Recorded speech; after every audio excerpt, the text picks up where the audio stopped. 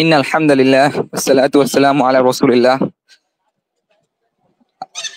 আপনারা সকলে অবগত আছেন যে আগামী 17ই অক্টোবর 2024 আমাদের একটি সিরা পাঠ প্রতিযোগিতা এবং কনফারেন্সের আয়োজন করা হয়েছে কুমিল্লা দাওয়া সার্কেলের পক্ষ থেকে। তো সেই আয়োজনে আমাদের যে সিলেবাসটা ছিল সেই সিলেবাসটা হচ্ছে মুসা আল হাফিজ রচিত মহানবীর জীবনপঞ্জি। এই বইটির একটু বিশেষ বিশেষত্ব আছে। সাধারণত আমরা সিরাতের কিতাব যেভাবে পড়ে অভ্যস্ত, যে ঘটনার আকারে নবীজির একটা শিরোনামের ভিত্তিতে আমরা কোন একটা বিষয়ে টপিক ওয়াইজ আমরা ধারাবাহিকভাবে জেনে অভ্যস্ত।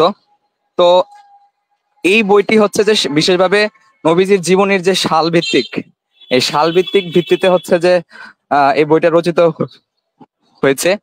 তো এই বইটি যেন হচ্ছে যে অংশগ্রহণকারী এবং যারা প্রতিযোগিতা অংশগ্রহণ করেনি সকলের জন্যই হচ্ছে উন্মুক্ত একটি পাঠচক্র আমরা আয়োজন করেছি। আপনারা জেনে থাকবেন যারা কুমিল্লার মানুষ, যে আমরা হচ্ছে প্রতি সপ্তাহে অফলাইনে একটা সিরা পাঠচক্র করার চেষ্টা করি। তো আমাদের এই পাঠচক্রটি হচ্ছে অনলাইন এবং লাইভ, এবং ভবিষ্যতে এই পাঠচক্রটি অনলাইনে থাকবে ইনশাল্লাহ, এবং এখান থেকে মানুষজন উপকৃত হতে পারবে আশা করি। তো আমরা কথা না বাড়িয়ে আমরা হচ্ছে যে আমাদের আজকে যে ভাই আলোচনা করবেন, মুন্সি সাদিদ ভাই, তিনি আমাদের এই কুমিল্লা দাওয়া সার্কেলের একজন নিয়মিত সদস্য এবং তিনি নিজেও একজন প্রতিযোগী। তো ভাইয়ের থেকে আমরা আলোকিত হব এবং এই বইটি সম্পর্কে বিস্তারিত জানার চেষ্টা করব, যে এখান থেকে আসলে আমরা কিভাবে নবীজির আজকে যে নির্ধারিত টপিক নবীজির জন্ম থেকে শুরু করে হুদায়বিয়ার সন্ধি পর্যন্ত, সেখান থেকে আমরা কিভাবে আলোকিত হতে পারি। এখন আমি মুন্সি সাদিদ ভাই আপনার কাছে অনুরোধ করতেছি, আপনি ইনশাল্লাহ শুরু করেন। আসসালামু আলাইকুম ওয়া রাহমাতুল্লাহি ওয়া বারাকাতুহু। আলহামদুলিল্লাহ, সকল প্রশংসা জগৎ সমূহের একমাত্র প্রতিপালক মহান আল্লাহ তাআলার, যিনি আমাদেরকে আজকের এই বিশেষ সিরা পাঠচক্রে উপস্থিত হবার তৌফিক দান করেছেন এবং আমাদেরকে তার সত্য ও সঠিক পথে চলার তৌফিক দান করেছেন। দরুদ ও সালাম পেশ করছি প্রিয় নবী হযরত মুহাম্মদ সাল্লাল্লাহু আলাইহি ওয়াসাল্লামের উপর। তো আজকে আমাদের মূল টার্গেটটা হচ্ছে যে আমাদের প্রতিযোগিতা, এই প্রতিযোগিতার সিলেবাস হচ্ছে মাওলানা মুসা আল হাফিজাহুল রচিত মহানবী জীবনপঞ্জি যে বইটা। আমরা চেষ্টা করব আজকে মোটামুটি অর্ধেকটা বই শেষ করে দেবার, যত সংক্ষিপ্ততে পারি আমরা চেষ্টা করব। তারপর যদি আমরা না পারি সেটা হচ্ছে ইনশাল্লাহ পরবর্তী সেশন আমরা শেষ করার চেষ্টা করবো ইনশাল্লাহ। রাসূলুল্লাহ সাল্লাল্লাহু আলাইহি ওয়াসাল্লাম হচ্ছেন এমন একজন মানুষ যিনি, আগে নবীজির জীবনীতে যাওয়ার আগে কিছু কথা বলি, যে নবীজি সাল্লাল্লাহু আলাইহি ওয়াসাল্লাম 1400 বছর আগের একজন মানুষ। তো 1400 বছর আগে তিনি যেমন মুগ্ধতা ছড়িয়েছেন, 1400 বছর পরেও আজকেও তার সেই মুগ্ধতা এখনো ছড়াচ্ছে, সেই মুগ্ধতার রেশ আজও রয়ে গেছে। সেই সময় মানুষ তাকে যেভাবে ভালোবেসেছে, এখনো মানুষ চেষ্টা করছে তাকে সেভাবে ভালোবাসার জন্য। না দেখেও যে মানুষটাকে সবচাইতে বেশি ভালোবাসা যায়, না দেখেও যে একটা মানুষকে সবচাইতে বেশি ভালোবাসে মানুষ, বর্তমান দুনিয়াতে সবচেয়ে বেশি ভালোবাসে, সেই মানুষটা হচ্ছে নবীজি সাল্লাল্লাহু আলাইহি ওয়াসাল্লাম। তো আজকে আমরা শুরু করব নবী সাল্লাল্লাহু আলাইহি ওয়াসাল্লামের উপর দুরূদ পাঠ করে। আমরা সবাই একবার দুরূদ পড়ে নেই। ওনাদের জীবনকালের পরে কিছু ছিল, এরপর যখন মক্কার এক সময় মক্কার দায়িত্ব বনু খুজার হাতে চলে আসে, বনু খুজার সর্দার ছিল একজন আমর ইবনে লুহাই। তো সেই প্রথম মক্কা এবং আরবের বিভিন্ন অঞ্চলের মধ্যে মূর্তি পূজার প্রচলন শুরু করে সেই প্রথম ব্যক্তি। আস্তে আস্তে পুরো আরবে এমনকি মক্কায় হচ্ছে আপনার এই মূর্তি। তো মক্কা ছিল এই শ্রেণী, আশেপাশে যে বেদুইন অঞ্চল ছিল সেই অঞ্চলের তুলনায় এই শ্রেণী ছিল মক্কা। তো সমাজে শ্রেণীগুলো আস্তে আস্তে শুরু হল, নিম্ন স্তরের মানুষ আরো অধঃপতনের দিকে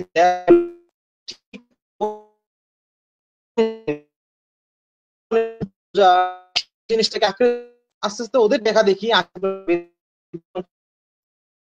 চলে আসছে। এরপর শিরকের পর আস্তে আস্তে ওদের মধ্যে আরো যত ধরনের খারাপ কর্মকাণ্ড আছে, অন্যায়, হত্যা, হ্যাঁ, নিপীড়ন, নির্যাতন, কি অন্যায়, তো ওই সময় আরব ছিল একরকম অন্ধকারে ডুবে ডুবে যাওয়া একটা অবস্থা।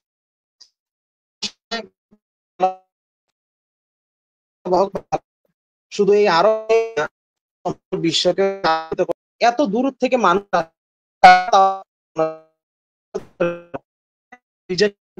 আমি কাবা ধ্বংস করে দিব, তারপর হচ্ছে মানুষ ওই কাবা থেকে বিচ্ছিন্ন হয়ে আমার গির্জাতে হচ্ছে, মানে তার গির্জাতে, আব্রাহার গির্জাতে উপাসনা করবে, তার তা গির্জা হচ্ছে তা অফ করবে। তো যেই কথা সেই কাজ, সে হলো একসময় কাবা ধ্বংসের জন্য সে তার 60,000 সৈন্যবাহিনী, পাশাপাশি হচ্ছে আপনার 12টি উট, সরি 12টি হাতি নিয়ে হচ্ছে রওনা হলো কাবা ধ্বংসের জন্য। তো যখন সে মক্কা নিকটবর্তী হলো, এই সময় কুরাইশরা আব্দুল মুত্তালিব, বনু আব্দুল মুত্তালিব, বনু হাসিম, তার হচ্ছে নিরাপদ আশ্রয়ে চলে যায় আর বলে যে বাকিটা হচ্ছে আল্লাহর উপর। তো এখানে আরো বিভিন্ন ঘটনা আছে, যেহেতু আমরা বিস্তারিত বলতে চাচ্ছি না, শুধুমাত্র এই বইয়ের মধ্যে থাকতে যাচ্ছি, এই জন্য সংক্ষিপ্ত করার চেষ্টা করব। তো আব্রাহা যখন মক্কার দিকে আগানো শুরু করলো, তখনই মহান আল্লাহ তাআলা লোহিত সাগরের কাছ থেকে এক ঝাঁক পাখি পাঠালেন, যেটাকে আমরা আবাবিল নামে চিনি। এক ঝাঁক পাখি, ঝাঁকে ঝাঁকে পাখি প্রেরণ হচ্ছে আবাবিল বলে আর কি। তো ওই পাখির দুই পায়ে হচ্ছে দুইটা নুড়ি, আর ঠোঁটে হচ্ছে একটা নুড়ি, মোট তিনটা নুড়ি হচ্ছে, নুড়ি না, এগুলো হচ্ছে অনেকটা শক্ত মাটির মতো। এই পাখিগুলাই, এই পাথরগুলা ছড়ে ছড়ে এই পুরো আব্রাহার বাহিনীকে হচ্ছে চর্বিত ঘাসের মতো করে দিয়েছে। একটা গরু যখন ঘাস চাবালে যেমন অবস্থা হয়, ঘাসগুলো ঠিক এমন হয়ে গেছে। তো এটার পরিপ্রেক্ষিতে মহান আল্লাহ তাআলা সূরা ফিল নাজিল করেছেন। এটা ছিল নবীজি সাল্লাল্লাহু আলাইহি সাল্লামের 50 থেকে 55, মানে জন্মের 50 থেকে 55 দিন আগের কথা। এর আগে, অর্থাৎ প্রায় 6 মাস আগের কথা, নবী সাল্লাল্লাহু আলাইহি সাল্লামের পিতা মদিনায় যান ব্যবসায়িক কাজে। তো পিতা আব্দুল্লাহ সেখানে হচ্ছে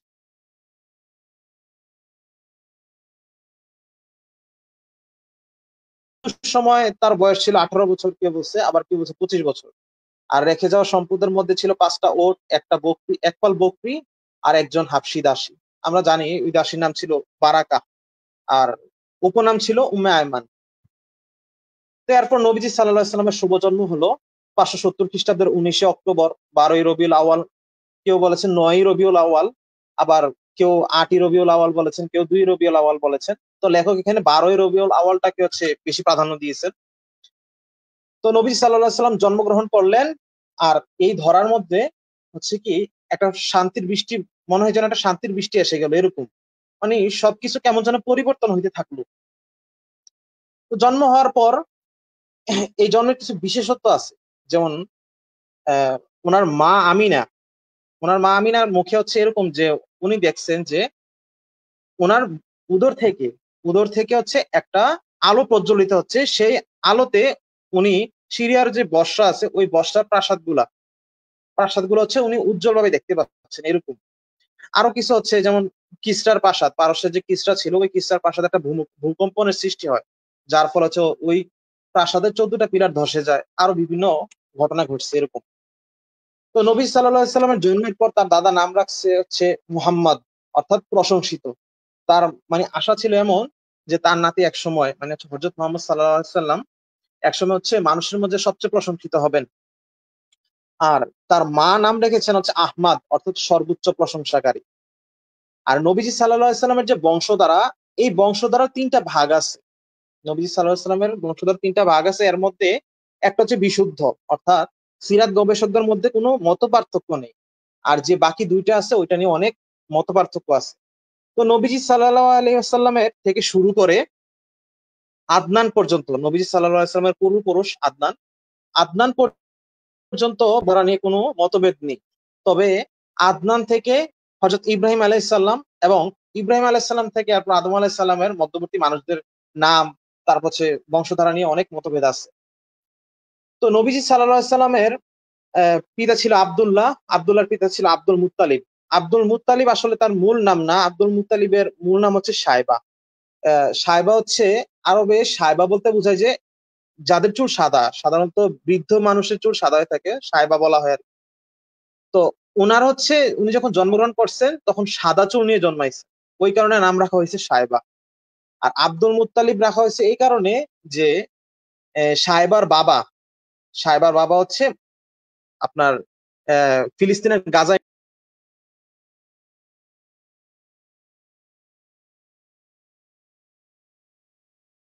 মৃত্যুর পর হচ্ছে নানার বাড়িতে থাকেন, নানার বাড়িতে হচ্ছে বড় হন, যখন 10 বছর 12 বছর হয়েছে তখন হচ্ছে মুত্তালিব, এই যে কাবা ঘরের যে দায়িত্বপ্রাপ্ত হচ্ছে মুত্তালিব, তিনি হচ্ছে মদিনাতে মানে মদিনা থেকে খবর পান যে তার ভাতিজা হচ্ছে ওইখানে থাকে, তার ওই যে হাসিমের হচ্ছে মানে হাসিমের ছেলে ওইখানে থাকে, ওইখানে বড় হয়েছে এরকম, বিয়ে করছে।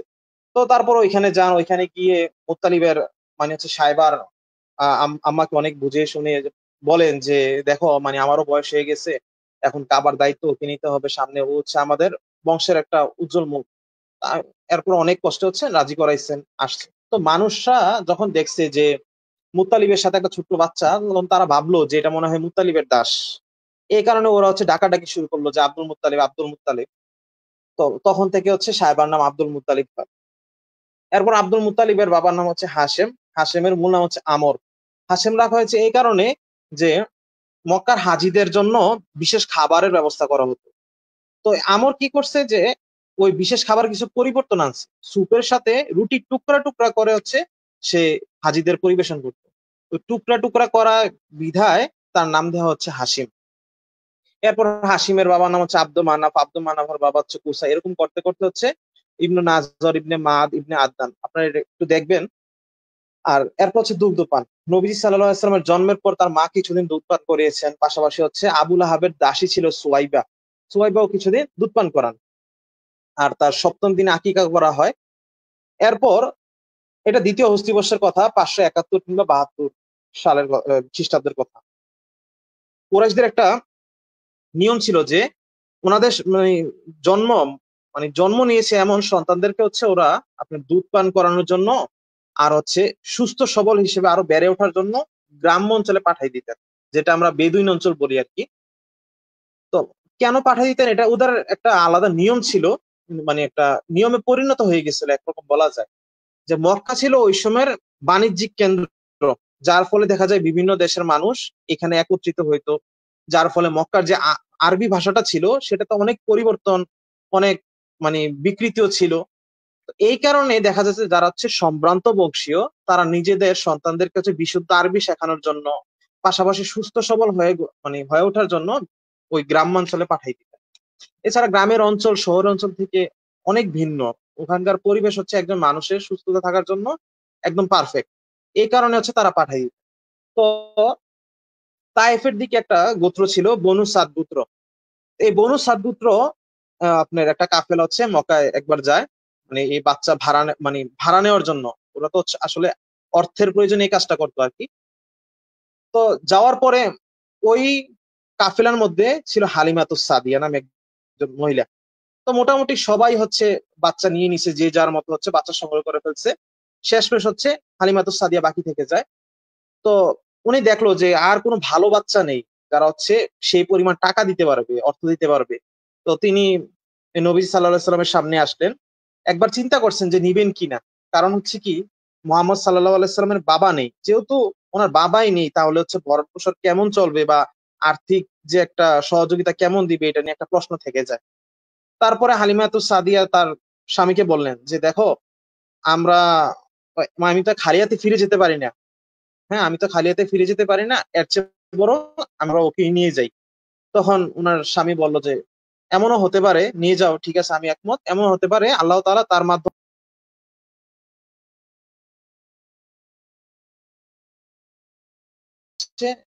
নিয়ে যায় হচ্ছে বনু সাদ গোত্রে। এর মাঝে ওনারা আল্লাহ তাআলা বিভিন্ন রহমতের আহ ধারা হচ্ছে সিক্ত হন, বিভিন্ন বরকত, বিভিন্ন মুজিজাও দেখতে পান। তো আস্তে আস্তে তো নবীজির 2 বছর পার হয়ে গেছে, দুধ পানের সময় শেষ। হালিমা দুধ পান ছেড়ে দিছেন, এখন ফিরিয়ে দেওয়ার সময়। তো হালিমা তো সাদিয়া এই সময়ের মধ্যে নবীজি সাল্লাল্লাহু আলাইহি ওয়াসাল্লামের মাধ্যমে রহমতের অনেক রহমত প্রত্যক্ষণ করছেন, পাশাপাশি হচ্ছে তারাও অনেক বরকত নাজিল করছে আল্লাহ তাআলা তাদের উপর। তো এগুলো আর একটু বেশি পাওয়ার জন্য হচ্ছে আমিনার কাছে হচ্ছে আর্জি জানাইছে যে আপনার ছেলেকে আরো কিছুদিন থাকতে দেন, মক্কার অবস্থা তো ভালো না, এরকম সেরকম বিভিন্ন অজুহাত দিয়ে নিয়ে আসছে। তো নবীজি সাল্লাল্লাহু আলাইহি সাল্লাম এই সময়ের মধ্যে আরো হৃষ্টপুষ্ট হয়ে ওঠেন। অন্যান্য শিশুদের তুলনায় তিনি অনেক সুঠাম দিয়ে হয়ে ওঠেন, অনেক সুন্দর, একদম সবচেয়ে বিশুদ্ধবাসী হয়ে ওঠেন। এর কিছুদিন পর কেউ বলছেন যে ২ বছরের কিছু সময় পর, আবার কেউ বলছেন ৪ অথবা ৫ বছর বয়সে উনার প্রথম বক্ষ বিদারণের ঘটনা ঘটে। ২ জন ফেরেশতা এসে উনার হচ্ছে বক্ষ, মানে হচ্ছে উনার যে বক্ষ এটা হচ্ছে চিরে ভিতর থেকে হৃৎপিণ্ডের একটা অংশ, যেটাকে শয়তানের অংশ বলা হয়, যে এখান থেকে হচ্ছে শয়তান ওয়াসওয়াসা দেয়। এই অংশটা হচ্ছে তারা ফেলে দিয়ে আবার হচ্ছে পুনঃস্থাপন করে দেয়। তো এই জিনিসটা যখন হালিমা এবং হালিমার হচ্ছে স্বামী জানতে পারে, তখন তারা খুব ভয় পেয়ে যায়। এরপরে হালিমা তার মার কাছে অর্থাৎ আমিনার কাছে হচ্ছে নবীজিকে ফেরত দিয়ে আসে। এরপর নবীজি সাল্লাল্লাহু আলাইহি সাল্লাম যখন ৬ বছর বয়স হয়, এই ঘটনার পর আস্তে, আস্তে ৪-৫ বছর, মানে যখন উনার ৪-৫ বছর বয়সে উনি ফিরে আসেন উনার মায়ের কোলে। ৬ বছর বয়সে উনি উনার মায়ের সাথে হচ্ছে মদিনায় যান। মদিনায় ছিল উনার বাবার কবর, পাশাপাশি হচ্ছে মদিনায় ছিল নানার বাড়ি। তো ওই হিসেবে কেউ বলছেন যে নানার বাড়িতে গিয়েছেন, আবার হচ্ছে কেউ বলেছেন যে বাবার কবর জিয়ারত করতে গেছেন। তো ওইখানে যাওয়ার পর ১ মাস তারা থাকেন। সাথে ছিল দাসী উম্মে আইমান। তো আব্দুল্লাহর যে দাসী ছিল উম্মে আইমান, এটা পরবর্তীতে নবীজি সাল্লাল্লাহু আলাইহি সাল্লামের দাসী হন আরকি। তো এরপরে উনারা ১ মাস থাকেন। ফিরতি পথে আবওয়া নামক স্থানে আমিন অনেক অসুস্থ হয়ে পড়েন এবং সেখানেই মৃত্যুবরণ করেন আরকি। সেখানেই তাকে দাফন করা হয়। তো এরপরে হচ্ছে আপনার নবীজি সাল্লাল্লাহু আলাইহি সাল্লামের সকল দায়িত্ব নিয়ে নেন হচ্ছে উনার দাদা আব্দুল মুত্তালিব। আব্দুল মুত্তালিব নবীজিকে অনেক আদর করতেন। মানে খুবই ভালো, অনেক বেশি আদর করতেন। যেখানে উনার আসনে বসার মতো অধিকার কারো ছিল না, সাহস কারো ছিল না, তিনি সেখানে হচ্ছে নবীজিকে বসতে দিতেন। পাশাপাশি সবসময় নবীজিকে নিয়ে চিন্তা করতেন। একবার নবীজি হারাই গেছিলেন বলতে তাকে মানে পাওয়াই যাচ্ছে না এরকম। তো তিনি মানে এতই মানে হতাশ হয়ে গেলেন নাতিকে না পেয়ে, পরবর্তীতে যখন তিনি নবীজিকে ফিরে পাইলেন, মানে খুশিতে আল্লাহ তাআলার মানে হচ্ছে কাবা ঘর তাওয়াফ করলেন, আল্লাহ তাআলার কিছু ইবাদত করলেন এরকম। এরপর নবীজির যখন ৮ বছর বয়স, ৮ বছর ২ মাস ১০ দিন বয়স, তখন তার দাদাও মৃত্যুবরণ করেন।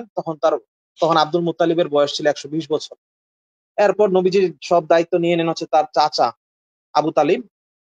তো আবু তালিব আবু তালিবও ভাতিজাকে খুবই আদর করতেন। আবু তালিবের একটা যে সংসার ছিল, মোটামুটি বড় সংসারই ছিল। এর মাঝেই তিনি হচ্ছে তার ভাতিজার লালন পালন করতেন।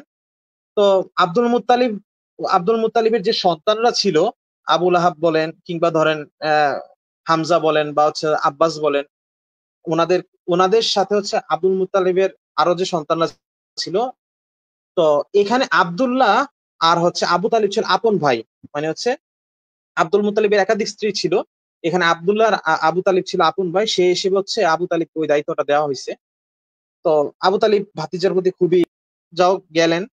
তো সিরিয়া পৌঁছার আগে তারা এক জায়গায় হচ্ছে আপনার বিশ্রাম নেওয়ার জন্য যাত্রা বিরতি দেন। সেটা হচ্ছে আপনার বুসরা এলাকা। এটা হচ্ছে দামেস্ক থেকে ৭৫ মাইল দক্ষিণে একটা অঞ্চল হচ্ছে বুসরা। তারা যাত্রা বিরতি দেন। ওই এলাকায় একজন পাদ্রী ছিল, খ্রিস্টান পাদ্রী।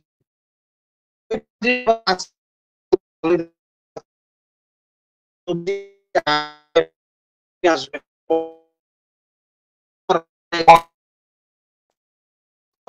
বিশ্রাম অবস্থায় পাদ্রী হচ্ছে ওই গিয়ে বেরিয়ে আসে। এসে বলতেছেন যে এইটা কি হয় আপনার? তখন আবু যা আপনি যদি ভালো চান তো বলছে কেন? তো বলতেছে যে সে তো ভবিষ্যতে নবী হবে। এখন আমি আশঙ্কা করছি যে ইহুদিরা যদি তাকে চিনতে হত্যাও করতে পারে, তার উপর আক্রমণ করতে পারে। তখন আবু তালিব বলছে যে আপনার প্রমাণ কি? তখন উনি প্রমাণ দেখাইছে। বলছে যে আপনারা যখন আসছিলেন তখন তার উপর ১ খন্ড হচ্ছে ছায়া দিচ্ছিল। পাশাপাশি পাথরগুলা, যে গাছগুলা তাকে হচ্ছে সিজদা অবনত হয়ে পড়ছিল। তো সাধারণত মানে গাছ এবং পাথর নবী ছাড়া কাউকে সিজদা করে না। উনি এটা বলছিলেন। আরো বলছিলেন, একটা প্রমাণ দেখাইছেন এরকম, নবীজি সাল্লাল্লাহু আলাইহি সাল্লামের ২ কাঁধের মাঝ বরাবর নবুয়তের যে চিহ্নটা ছিল, উনি সেটা হচ্ছে নবীজির জামা খুলে দেখাই দিছিলেন। তো তারপর হচ্ছে আবু তালিব একটু ভয় পেয়ে যান। ভয় পেয়ে হচ্ছে তাকে মক্কায় পাঠিয়ে দেন। তো নবীজি সাল্লাল্লাহু আলাইহি সাল্লামের যখন ১০ বছর বয়স, এটা হচ্ছে মুসা আল হাফিজের বইয়ের অনুসারে, এটা নিয়ে অনেক সময়ের মতপার্থক্য আছে। তো ওনার কথা মতো 10 বছর বয়স তখন হচ্ছে হার্বুল ফিজার হচ্ছে সংগঠিত হয়। তো এই হার্বুল ফিজার দুইটা যুদ্ধ হয়, একটা হচ্ছে 10 বছর বয়সে, আর একটা হচ্ছে নবীজির 14 অথবা 15 বছর বয়সে। তো দ্বিতীয় যে যুদ্ধটা, এটাতে হচ্ছে নবীজি সাল্লাল্লাহু আলাইহি সাল্লাম অংশগ্রহণ করছিলেন। সেটাতে তিনি অংশগ্রহণ করছিলেন বলতে হচ্ছে ওই যুদ্ধের এক পক্ষে ছিল কুরাইশ, কুরাইশ কিনানা, আর বনু কুরাইশ, আর হচ্ছে বনু কিনানা, আর আরেকটা পক্ষে ছিল বনু হাওয়াজিন আর বনু কাইস। তো দুই পক্ষের যুদ্ধের মধ্যে নবীজি সাল্লাল্লাহু আলাইহি সাল্লামের কাজ ছিল এরকম যে উনি হচ্ছে বিপক্ষের যে ছোড়া তীরগুলা বা বর্ষাগুলো আছে ওইগুলো সংগ্রহ করে তার নিজ গোত্রের যোদ্ধাদের কাছে হচ্ছে দিয়ে দেওয়া এরকম। তো এটা মূলত ছিল হচ্ছে উকাস মেলার একটা বাণিজ্যিক কাফেলাকে কেন্দ্র করে। এখানে অনেক ঝামেলা হয়, একজন আরেকজনকে অন্যায়ভাবে হত্যা করার ফলে হচ্ছে এই যুদ্ধটা একটা মানে গোত্রের সাথে গোত্রের হয়ে যায় আর কি পরবর্তীতে। এরপর নবীজি সাল্লাল্লাহু আলাইহি ওয়াসাল্লাম যখন যখন 14-15 বছর, তখনই দেখা যায় যে এটা আপনার আস্তে আস্তে মানে শেষ হয়ে যায় যুদ্ধটা, একটা সন্ধি চুক্তির মাধ্যমে এই যুদ্ধটা পরবর্তীতে শেষ হয়। তো এরপর এর ঠিক কি কয়েকদিন পরের কথা, এটা হচ্ছে ইয়েমেনের জুবাইদ অঞ্চল থেকে একটা ব্যবসায়িক লোক আসেন আর কি, একজন ব্যবসায়ী লোক আসেন মক্কায় তার পণ্য নিয়ে। তো সে আসার পর তার পণ্য বিক্রি করতে গিয়ে প্রতারণার শিকার হয়। মক্কার একজন সর্দার ছিল, কুরাইশদের একটা সর্দার ছিল আস ইবনে ওয়াইল। সে ওই ব্যক্তি থেকে হচ্ছে বাকিতে আপনার সব পণ্য নিয়ে নেয়, কিন্তু পরবর্তী তার টাকা দেয় না। তো এখন জুবাইদ অঞ্চলের ওই ব্যক্তি কি করবে, সে হচ্ছে মক্কার বিভিন্ন গোত্র প্রধানদের দ্বারে দ্বারে গিয়ে হচ্ছে সহযোগিতা চায়, কিন্তু কেউই সহযোগিতা করে না। বলে যে আসিফ ওয়াইল তো অনেক মর্যাদা ব্যক্তি, আমরা তো তার বিপক্ষে কথা বলতে পারি না। উল্টো হচ্ছে ওই ব্যবসায়ীকে হচ্ছে ওরা তারাই দেয়। তো শেষমেশ ওই ব্যবসায়ী হচ্ছে মক্কার একটা পাহাড় আছে, আবু কুবাইস পাহাড়, সেই পাহাড়ে উঠে একটা হৃদয় বিদারক কবিতা যখন বলেন, তখন কাছেই বসা ছিলেন হচ্ছে জুবাইর ইবনুল আব্দুল মুত্তালিব।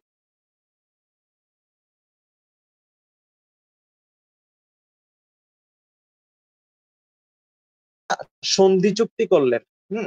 আব্দুল্লাহ ইবনে জৌদান বা জাদান, যাই বলেন, আব্দুল্লাহ ইবনে জৌদান তিনি ছিলেন আবার সর্বশ্রদ্ধেয় একজন ব্যক্তি, শ্রদ্ধেয় একজন ব্যক্তি। তার ঘরে গিয়ে একটা সন্ধি চুক্তি করেন। সন্ধি চুক্তিটা এমন ছিল যে কখনো যদি কেউ কোনো জালিম কর্তৃক অত্যাচারের শিকার হয়, অন্যায়ভাবে অত্যাচারের শিকার হয়, তাহলে হচ্ছে তারা ওই জুলুম জুলুম যে ব্যক্তি মানে হচ্ছে মজলুম যে ব্যক্তি তার পক্ষে কথা বলে যাবেন।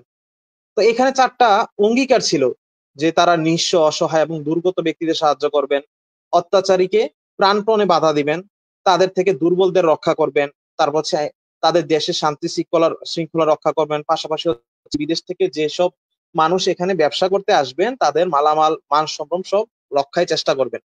তো এই সন্ধি চুক্তি করার পর তারা হচ্ছে আসিবনে ওয়াইলের কাছে যায়। ওইখানে গিয়ে আসিবনে ওয়াইলকে হচ্ছে মানে কঠোরভাবে হচ্ছে নির্দেশ দিলে আসিবনে ওয়াইল তার সবকিছু ফিরিয়ে দেন।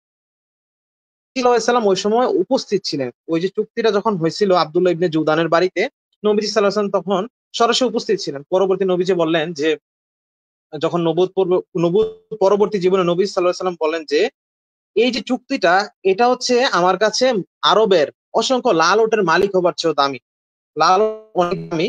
তো এটার চেয়েও অনেক দামি হচ্ছে আমার এই চুক্তিটা। ইসলামী যুগেও যদি এই চুক্তিটা এরকম কোনো চুক্তি করতে আমাকে আহ্বান করা হতো, আমি অবশ্যই এগুলোতে শরিক হতাম। এরপর নবীজি সাল্লাল্লাহু আলাইহি সাল্লাম এই সময় থেকে আস্তে আস্তে তার মানে হচ্ছে জীবন জীবিকার যে কাজগুলো আছে, যেমন উনি মক্কার বিভিন্ন মানুষদের হচ্ছে বকরি চড়াতেন অর্থের বিনিময়ে। কয়েক উকিয়া হচ্ছে বিনিময় হচ্ছে উনি আপনার বকরি চড়াতেন। পাশাপাশি হচ্ছে উনার চাচা আবু তালিবের ব্যবসায় হচ্ছে সঙ্গ দিতেন। ওনার চাচা আবু তালিবের ব্যবসা ছিল হচ্ছে সুগন্ধি আর কাপড়ের ব্যবসা, সেখানেও তিনি সহায়তা করতেন। আর ওই সময়টা থেকে মূলত তিনি হচ্ছে মানে একাকিত্বটা পছন্দ করতে শুরু করেন। মানে হচ্ছে এই যে আশেপাশে যে মানে এত অন্যায়, এত বিশৃঙ্খলা, এগুলা থেকে উনি দূরে থাকতে চাইতেন। তো এমনি নরমাল মানে ফিতরাতি যে বিষয়টা, নবীদের যে ফিতরাতি বিষয়টা, তো ওই বিষয়টা থেকে হচ্ছে উনি আগে থেকেই চাইতেন, কিন্তু এই সময়টাতে উনি এসে এখানে একাকিত্বটাকে আরো পছন্দ করেন। এরপর যখন নবীজি সাল্লাল্লাহু আলাইহি সাল্লামের 25 বছর বয়স, এটা হচ্ছে 595 খ্রিস্টাব্দের কথা, তো ওই সময় নবীজি সাল্লাল্লাহু আলাইহি সাল্লামের হচ্ছে যে ব্যবসায়িক যে কর্মকাণ্ড, উনার যে ব্যবসায়িক সফলতা, এটা একদম হচ্ছে অনেক উচ্চতায় পৌঁছে যায় আর কি। উনি পুরো মক্কা যে একজন পরিচিত ব্যক্তি হিসেবে আদিষ্ট হন। তো এরপরই হচ্ছে ওই যে হযরত খাদিজা, অনেক সম্ভ্রান্ত একজন মহিলা, তিনি তার ব্যবসায়িক কাফিলার দায়িত্ব নবীজির কাছে দিয়ে দেন। তো উনি ওই ব্যবসায়ী কাফিলা নিয়ে হচ্ছে দ্বিতীয়বার শাম সফর করেন, অর্থাৎ সিরিয়া সফর করেন। সাথে ছিল খাদিজা রাদিয়াল্লাহু তাআলা আনহা। আমরা মানে নবুয়ত পূর্ব আগে যদি বলি, খাদিজার যে দাস ছিল মায়সারা, সেও ছিল। তো যাওয়ার পথে মায়সারা নবীজি সাল্লাল্লাহু আলাইহি সাল্লামের অনেক মুজিজা অবলোকন করে। যেমন নবীজি সাল্লাল্লাহু আলাইহি সাল্লামের উপর সবসময় একটা আপনার মেঘখণ্ড ছায়া দিত। এছাড়া নবীজির যে আচার আচরণ, কথাবার্তা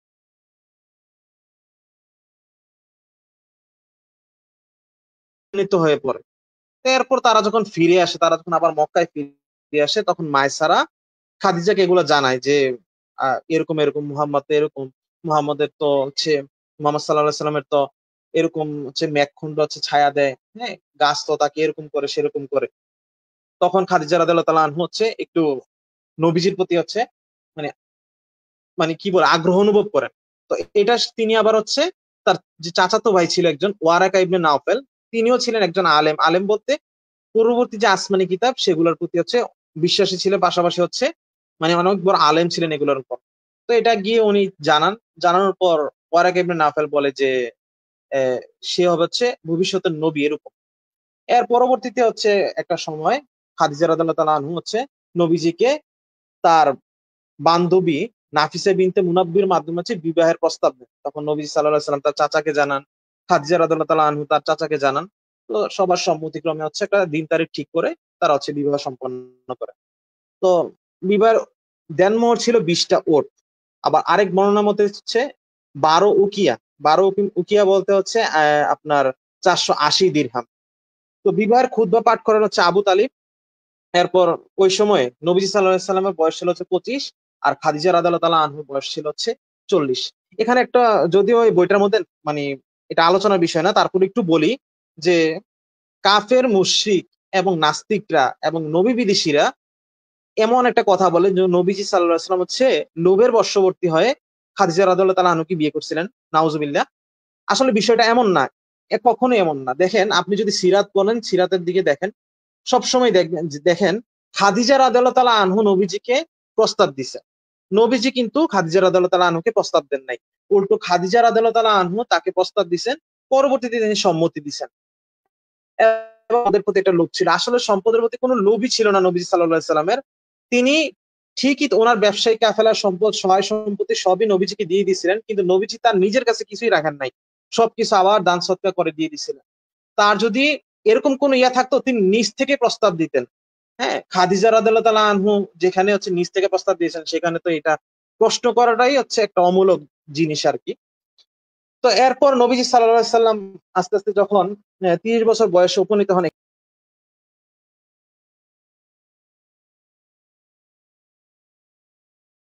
দেখা দেয়। আর আবু তালিবের ব্যবসার অবস্থা খুব খারাপ চলছিল, পরিবার অনেক বড়। তো তখন নবীজি সাল্লাল্লাহু আলাইহি সাল্লাম এবং তার চাচা আব্বাস দুজনে মিলে হচ্ছে সিদ্ধান্ত নেন যে নবীজি সাল্লাল্লাহু আলাইহি সাল্লাম আলীর ব্যয়ভার গ্রহণ করবেন, আর আব্বাস, যে ওনার চাচা আব্বাস, তিনি হচ্ছে ব্যয়ভার গ্রহণ করবেন জাফরের। তো পরবর্তীতে তারা এটা আবু তালিবের সাথে কথা বলে ওই ব্যয়ভার গ্রহণ করেন। এরপর নবীজি সাল্লাল্লাহু আলাইহি সাল্লামের যখন 35 বছর বয়স, এটা হচ্ছে আপনার 605 খ্রিস্টাব্দের কথা, 35 বছর বয়স, তখন হচ্ছে মক্কা একটা বন্যা দেখা দেয়। সেই বন্যায় হচ্ছে মক্কার বিভিন্ন অংশে হচ্ছে কাবার বিভিন্ন অংশে ফাটল দেখা দেয়। পাশাপাশি অন্যান্য দুর্যোগের কারণে কাবা হচ্ছে পুনর্নির্মাণের একটা প্রয়োজনীয়তা দেখা দেয়। সেখান থেকে পরবর্তীতে কাবা পুনর্নির্মাণ করা হয়। তো কুরাইশের যে গোত্রগুলো ছিল, মক্কার যে গোত্রগুলো ছিল, তো তারা এক এক লটারি করে হচ্ছে কাবার এক এক অংশ হচ্ছে বানায়। কিন্তু ওই লটারির মধ্যে হচ্ছে হাজরে আসওয়াদের কথা ছিল না। যার কারণে পরবর্তীতে এই হাজরে আসওয়াদ নিয়ে হচ্ছে একটা বিবাদ দেখা দেয়, এমনকি একটা সংঘাতে পরিণত হওয়ার অবস্থা হয়, জাস্ট যুদ্ধটা লাগা বাকি। তো তখন হচ্ছে একজন ওনাদের একটা শ্রদ্ধেয় একজন ব্যক্তি, কুরাইশদের শ্রদ্ধেয় একজন ব্যক্তি, তো সে হচ্ছে আপনার বলে যে যে আগামীকাল হচ্ছে মক্কা কাবার এই দরজা দিয়ে যে আগে প্রবেশ করবে সে হচ্ছে আমাদের ওই সমাধানটা দিয়ে দিবে যে কি করা হবে হাজর আসওয়াদ নিয়ে। তখন নবী সাল্লাল্লাহু আলাইহি সাল্লাম প্রবেশ করেন আল্লাহর রহমতে। এরপর নবী সাল্লাল্লাহু আলাইহি সাল্লাম সব কথা শুনে, তখন নবী সাল্লাল্লাহু আলাইহি সাল্লাম সামনে উপস্থিত ছিলেন না, সব কথা শুনে তিনি একটা চাদর আনতে বলেন। সবাই সেই চাদরের ধারটা ধরে, আর নবী সাল্লাল্লাহু আলাইহি সাল্লাম সেই চাদরের উপরে পাথরটা রাখেন। এরপর সবাই হচ্ছে উপরে উঠিয়ে যথাস্থানে হচ্ছে রেখে দেয় আর কি। তো এখানে নবী সাল্লাল্লাহু আলাইহি ওয়াসাল্লাম একটা প্রজ্ঞা, ন্যায়, ইনসাফ পূর্ণ একটা সিদ্ধান্ত পাওয়া গেছে এই বিষয়টার মধ্য দিয়ে। আমরা আসলে কি করতাম, আমরা আসলে টেনশনের পরে দেখা যেত যে আমরা হয় ছেড়ে দিতাম, না হচ্ছে যে শক্তিশালী গোত্র তার তার কাছে হয়তো আমরা সেই জিনিসটা দিয়ে দিতাম, মানে দায়িত্বটা। আরো বিভিন্ন কিছু আমরা করতে পারতাম, কিন্তু এরকম প্রজ্ঞাপূর্ণ তো সমাধান হয়তো আমাদের মাথায় জীবনে আসতো না। তো এরপর যখন নবী সাল্লাল্লাহু আলাইহি ওয়াসাল্লাম আস্তে আস্তে 37 বছর বা কেউ বলছেন যে 35 বছর বয়সে এখান থেকে হচ্ছে নবীজি সাল্লাল্লাহু আলাইহি ওয়াসাল্লাম মক্কা থেকে প্রায় 2 মাইল দূরে একটা গুহা ছিল, ওটা আমরা চিনি হচ্ছে হেরা গুহা নামে। তো এই হেরা গুহায় গিয়ে হচ্ছে গোপন ইবাদত করতেন, অর্থাৎ তিনি হচ্ছে নির্জন ইবাদত করতেন। মানে সৃষ্টি নিয়ে ভাবতেন, স্রষ্টা নিয়ে ভাবতেন, স্রষ্টার সাথে সৃষ্টির কি সম্পর্ক, হ্যাঁ আমাদের উদ্দেশ্য কি, মানব সৃষ্টির যে উদ্দেশ্য, হ্যাঁ আমাদের এরপর হচ্ছে গন্তব্য কি, এখানে খুবই মানে চিন্তা ভাবনা করতেন। তো 40 বছর বয়স যখন পূর্ণ, তখন মহান আল্লাহ তার প্রথম ওহী পাঠালেন। তো হেরা গুহার মধ্যে একদিন নবীর সামনে আসলেন, নবীজির এই গুহার মধ্যে কেউ তো আসে না, মানে হয় আর কি। তখন জিবরাইল নবীজি থেকে না। এখানে একটা জিনিস মাথায় রাখা থেকে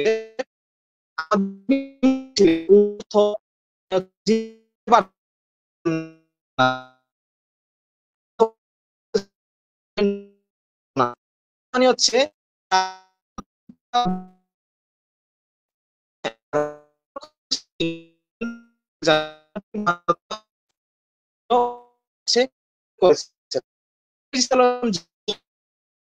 বলতেছেন করতে জানেন, জিবরাইল আলাইহিস সালাম তিনি বললেন আমি করতে জানি, আপনি আমি জানি না। তারপর জিবরাইল আলাইহিস সালাম হচ্ছে ধরে একটা চাপ, এত জোরে চাপ যে নবীজির মনে হয়। এরপর নবী যখন জিবরাইল আলাইহিস সালাম চলে যায়, তখন নবী সাল্লাল্লাহু আলাইহি ওয়াসাল্লাম এই জিনিসটা আমি মানে আপনার কারণ আপনি সবাইকে সহযোগিতা করেন, হ্যাঁ, বিধবা সহযোগিতা করেন, তারপর এতিমদের করেন, করেন মেহমানদের জন্য, এই জিনিসটা এরপর আস্তে এরপর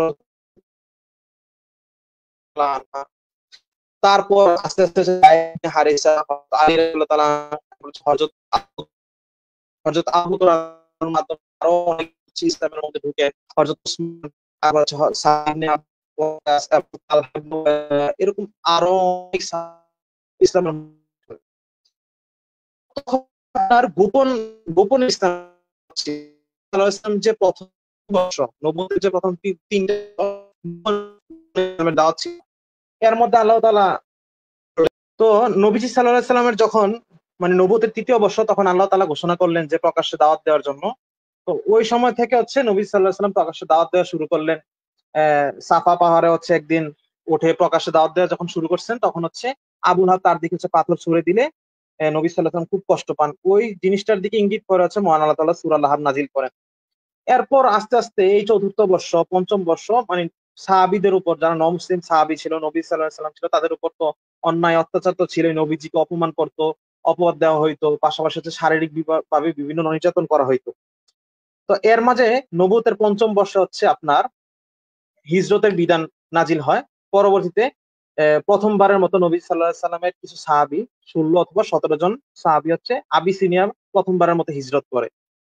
তো তারা প্রথমবারের মতো হিজরত করে। আর দ্বিতীয় যে হিজরতটা ছিল, আবিসিনিয়ার দ্বিতীয় হিজরত, এর কিছুদিন পরেই 81 জনের মতো, প্রায় 81 জনের মতো নমুসলিম সাহাবী হচ্ছে দ্বিতীয়বারের মতো হাবশা বা ইথিওপিয়া হিজরত করেন। তো এই হিজরতকারীদের পিছনে কুরাইশরা অনেক চেষ্টা করছে যে ওনাদেরকে ফিরিয়ে আনার জন্য, কিন্তু তারা পারে নাই যদিও। আর এরপরে অর্থাৎ নববী 6ষ্ঠ বর্ষে 616 খ্রিস্টাব্দে হচ্ছে হযরত হামজা রাদিয়াল্লাহু তাআলা আনহু ইসলাম গ্রহণ করেন, হযরত উমর রাদিয়াল্লাহু তাআলা আনহু ইসলাম গ্রহণ করেন। আর এরপর আস্তে আস্তে দেখা যায় যে তাদের এই দুইজনের ইসলাম গ্রহণের মাধ্যমে হচ্ছে মনে হয় যেন মুসলিমদের ভাগ্যাকাশে হচ্ছে একটা নতুন সূর্যোদয় হলো। এটা করার পর মনে হয় যেন ইসলাম আরো শক্তিশালী ভাবে হচ্ছে উদ্ভাসিত হলো। তারা হচ্ছে প্রকাশ্যে ইবাদত শুরু করতে পারলো। পাশাপাশি হচ্ছে যে প্রকাশ্যে যে দাওয়াটা এটা আরো যেন গতিশীল হচ্ছিল এরকম আর কি। এরপরে আস্তে আস্তে হচ্ছে যখন তারা বিভিন্নভাবে অত্যাচার নির্যাতন করলো, কিন্তু নবীজিকে আর দমাইতে পারলো না। বনু হাসিমকে এমনকি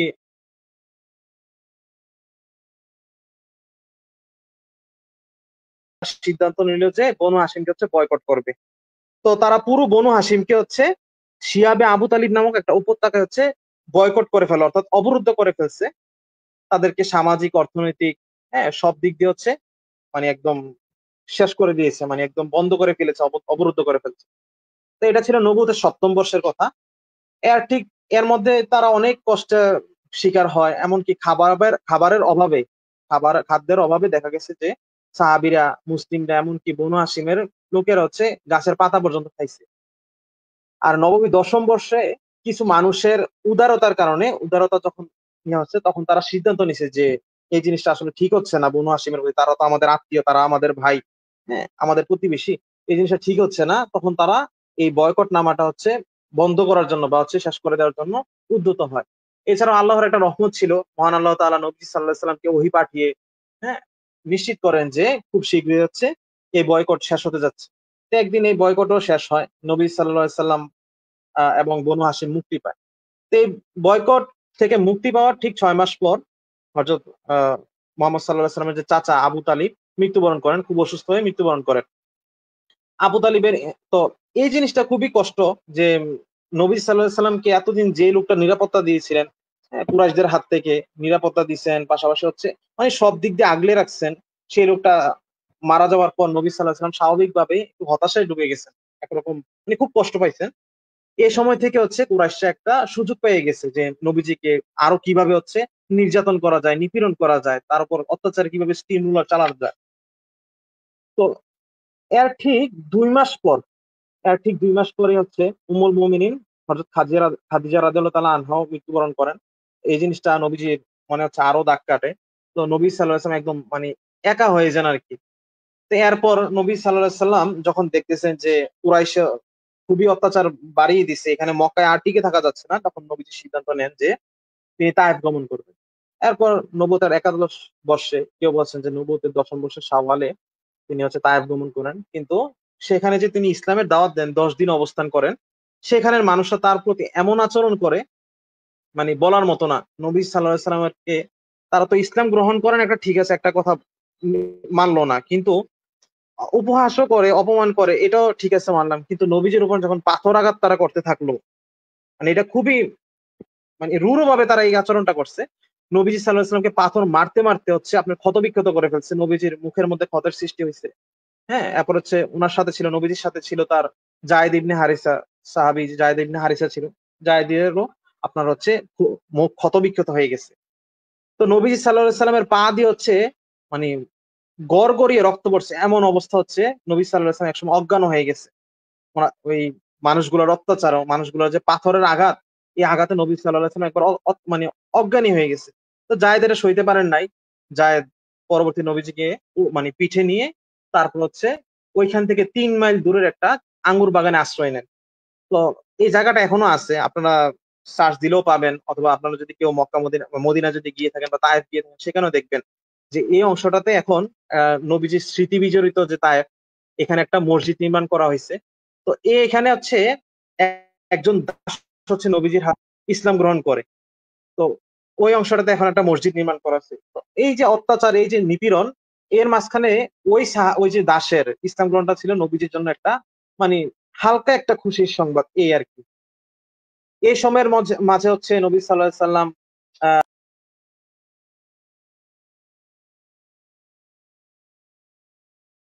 বিবাহ বন্ধনে আবদ্ধ হন। এরপরে যখন নবীজি সাল্লাল্লাহু আলাইহি সাল্লাম আপনার যেটা ইসরা ও মিরাজের কথা আমরা যেটা বলি, নববী দ্বাদশ বর্ষ বা ৬২২ খ্রিস্টাব্দের কথা, মহান আল্লাহ তাআলা তার নবীকে, তার রাসূলকে একটা জান্নাতি বাহন বা বুরাক নামক একটা জান্নাতি বাহন দিয়ে হচ্ছে প্রথমে মক্কা থেকে জেরুজালেম, অর্থাৎ কুদস শহর পর্যন্ত, বাইতুল মুকাদ্দাস পর্যন্ত, এবং পরবর্তীতে বাইতুল মুকাদ্দাস থেকে সপ্তম আসমান পর্যন্ত তার রাসূলকে ভ্রমণ করান। তখন হচ্ছে ৫ ওয়াক্ত সালাতের যে ফরজের সেটার বিষয়টা হয়। মহান আল্লাহ তাআলা আমাদের উপর, নবী সাল্লাল্লাহু আলাইহি ওয়াসাল্লাম উম্মতের উপর 5 ওয়াক্ত সালাত ফরজ করেন। এই বিষয়। এরপর যখন নবী ত্রয়োদশ বর্ষ অর্থাৎ 13তম বর্ষ 623 খ্রিস্টাব্দ, তো ওই বছরের জিলহজ মাসে আপনার মদিনা থেকে, যা আশেপাশের অনেক অঞ্চল থেকে তো হজ করতে আসে মানুষ, তো মদিনার 6 জন যুবক নবীজির কাছে আসছেন। তা এসে ইসলাম সম্পর্কে জানলেন। ইসলামের বিভিন্ন দিক সম্পর্কে জানার পর, রুকন সম্পর্কে জানার পর তারা ইসলাম গ্রহণ করছে। তখন তারা ফিরে গিয়ে, হজ করার পর ফিরে গিয়ে মদিনায় হচ্ছে আবার ইসলামের দাওয়াত দেওয়া শুরু করলেন। সেখানে মদিনায় ইসলামের দাওয়াত দেওয়ার পর আলহামদুলিল্লাহ তাদের মাধ্যমে অনেক মানুষ, আরো কয়েকজন মানুষ হচ্ছে ইসলাম গ্রহণ করে। পরবর্তী বছর অর্থাৎ নবুয়তের 14দশ বছরে, বা হচ্ছে মানে কেউ বলেছেন 13তম বর্ষে, আবার কেউ বলেছেন যে 14দশ বছরে, তো তখন আরো 12 জন যুবক, তো তখনকার মদিনায় হচ্ছে দুইটা গোত্রের প্রতাপ ছিল আর কি, একটা হচ্ছে আউস আর একটা হচ্ছে খাজরাজ। তো দুইটা ছিল ইহুদি। ইহুদি তো ওই দুই ওই দুই গোত্রের মধ্যে হচ্ছে অনেকটা সাপ আর বিড়ির যে সম্পর্ক এরকম আর কি, খুবই সারাক্ষণ একটা যুদ্ধ ওদের একটা ঐতিহাসিক যুদ্ধ 40 বছরের মতো হচ্ছে মানে স্থায়ী ছিল। তো এখান থেকে 12 জন যুবক, আউস খাজরাজের 12 জন যুবক নবীজির কাছে আবার আসেন, আয়সা হচ্ছে ইসলাম গ্রহণ করেন। তো তারা যখন আবার মদিনায় যখন ফিরে যান, তখন তাদের সাথে নবীজি সাল্লাল্লাহু আলাইহি ওয়াসাল্লাম সাহাবী মুসাব ইবনে উমাইরকে হচ্ছে দিয়ে দেন। মুসাব ইবনে উমাইর ছিলেন আপনার একজন আলেম, মানে অনেক দায়ী একজন সাহাবী। তিনি প্রথম হচ্ছে মদিনার মধ্যে দাওয়াত পেশ করা শুরু করেন। আর দাওয়াতি মেহনতের কারণে এবং যে নমুসলিম সাহাবীদের মেহনতের কারণে আস্তে আস্তে অনেক মানুষ ইসলামের পথে আসতে থাকে। তো এরপরে এগুলো হচ্ছে পরিচিত হচ্ছে আকাবার দ্বিতীয় বায়াত নামে এই জিনিসটা। আর এর কয়েক মাস পরে হচ্ছে মদিনা থেকে প্রায় 73 জন নারী পুরুষ হচ্ছে আবার আসেন নবীজির কাছে আসে ইসলাম গ্রহণ করেন। এই জিনিসটাকে বলা হয় আকাবার তৃতীয় বায়াত। অর্থাৎ এই যে জায়গাটার নাম ছিল, ওই জায়গাটা যেখানে তারা ইসলাম গ্রহণ করছিলেন, ওই জায়গাটার নাম ছিল আকাবার কি, ওই হিসেবে বলা হয় আকাবার তৃতীয় বায়াত। ওই সময় তারা নবী সাল্লাল্লাহু আলাইহি সাল্লামকে খুব করে মানে বলতেন যে হিজরত করার জন্য, মানে মদিনাতে চলে যাওয়ার জন্য। মদিনাতে চলে গেলে তারা যে নিরাপত্তা যে বিষয়টা, এটাও তারা প্রতিশ্রুতি দেন যে আপনি যদি মদিনাতে যান, আমরা হচ্ছে আমাদের জান মাল পরিবার সবকিছু উৎসর্গ করে দেব শুধুমাত্র আপনার জন্য। তারপর নবী সাল্লাল্লাহু আলাইহি সাল্লাম আল্লাহ তাআলার নির্দেশের জন্য অপেক্ষা করেন। এরপর যখন নবুয়তের 13তম বর্ষ বা 14তম বর্ষ, এটা তো 622 খ্রিস্টাব্দের কথা, তখন নবী সাল্লাল্লাহু আলাইহি সাল্লাম হযরত আবু বকর রাদিয়াল্লাহু তাআলা আনহুকে নিয়ে মদিনা হিজরত করেন। হচ্ছে কুবা অঞ্চলে যান, সেখানে গিয়ে হচ্ছে আপনার মসজিদে কুবা স্থাপন করেন। এটাই ছিল মুসলিমদের প্রথম উপাসনালয় অর্থাৎ প্রথম মসজিদ। সেখানে তিনি 14 দিন অথবা 24 দিনের মতো অবস্থান করেন। তারপর সেখান থেকে আপনার আপনার মদিনাতে যান। তো মদিনার মানুষরা আপনার খুব উদগ্রীব থাকতো। প্রতিদিন হচ্ছে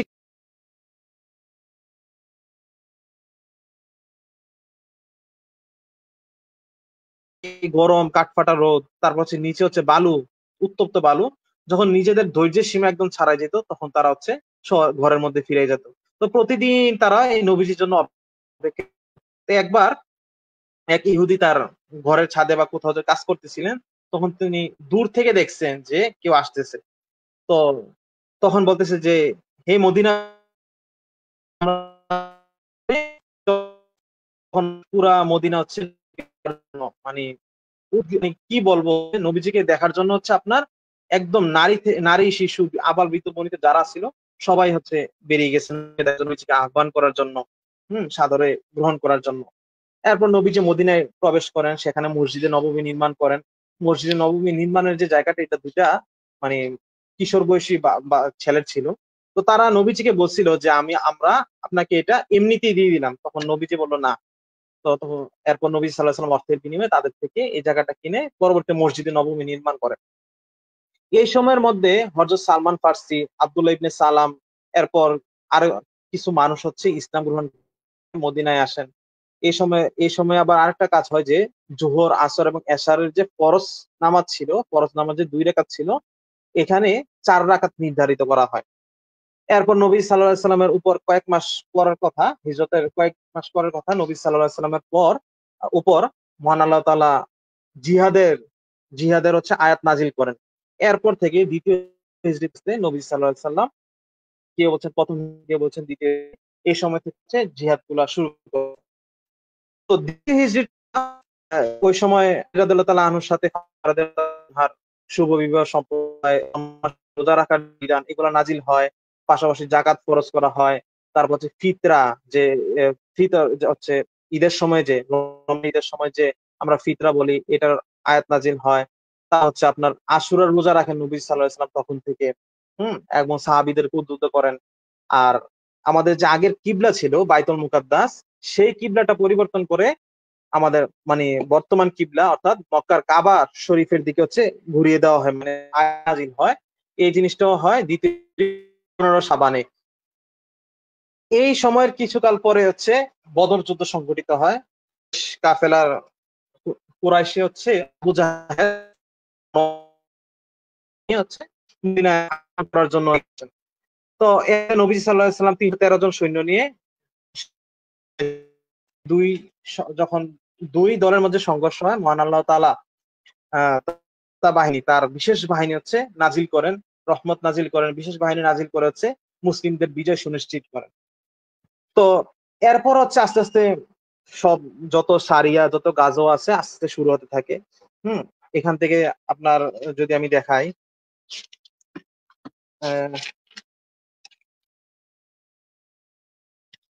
এরপর হচ্ছে আপনার এখানে জুমাদুল উপরে হচ্ছে জুল হুসাইরা যে যুদ্ধটা, এরপরে আপনার সাফওয়ান অভিযান, তারপর হচ্ছে রজবে সারিয়া আব্দুল্লাহ ইবনে জাহশ, তারপর হচ্ছে এই বিষয়গুলো হচ্ছে আস্তে আস্তে সংগঠিত হয়। তারপর হচ্ছে বনু কুরাইজার যে বিষয়টা, বনু কুরাইজা ছিল আপনার ইহুদি একটা গোত্র, তারা খুবই বিশ্বাসঘাতকতা করতো। নবীজি সাল্লাল্লাহু আলাইহি সাল্লাম হিজরতের পর একটা সনদ অর্থাৎ একটা সন্ধি চুক্তি করেছিলেন মুসলিম, এরপর হচ্ছে আপনার খ্রিস্ট আর ইহুদি, এই যে তিন গোত্র, এই তিন গোত্রের মধ্যে হচ্ছে একটা সন্ধি চুক্তি মানে হচ্ছে স্থাপন করেছেন, যেটা আমরা বলি মদিনা সনদ।